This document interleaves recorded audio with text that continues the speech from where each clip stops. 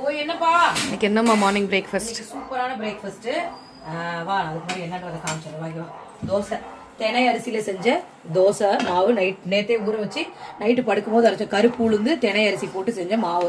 தோசையும் ஊற்றிக்கலாம், இட்லியும் ஊற்றிக்கலாம்.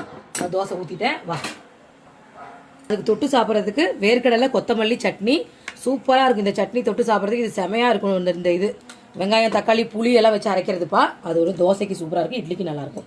இது வந்து கத்திரிக்காய் பொரியல் கல்பனாக்கு மட்டும் தான் பண்ணியிருக்கேன். மதியானம் தான் எங்களுக்கும் பண்ணுவேன். அதனால் என்னை துளூர் தான் பண்ணுவீங்களா 3 பேர் கேட்காதீங்க.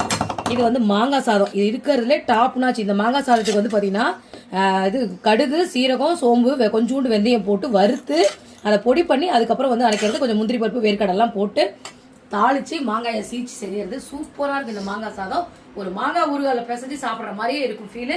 ஸோ இன்னைக்கு காலையில் நம்ம வீட்டில் கல்பனாக்கு மதியானம் லஞ்சுக்கு மாங்காய் சாதம் கத்திரிக்காய் பொரியல் இது தினை தோசை வேர்க்கடலை கொத்தமல்லி சட்னி. இதுதான் நம்ம வீட்டு டிஷ்ஷு. உங்கள் வீட்டிலலாம் உங்கள் குழந்தைங்களுக்கு நீங்கள் என்ன பண்ணி கொடுத்தீங்கன்னு கமெண்ட்டில் சொல்லுங்கள். வாங்க சாப்பிடலாம். வளையல் சாரீஸ் எல்லாம் வீடியோ போட்டிருக்கோம். வளையல் வேணாலும் இந்த வாட்ஸ்அப் கீழே கொடுக்குற வாட்ஸ்அப் நம்பருக்கு உங்கள் ஆர்டர் பிளேஸ் பண்ணுங்கள். சூப்பரான வளையல்ஸ் வந்து வளையல்ஸோட வீடியோவும் கல்பனா வந்து உங்களுக்கு அப்லோட் பண்ணுவாங்க. ஓகே, நன்றி, வணக்கம்.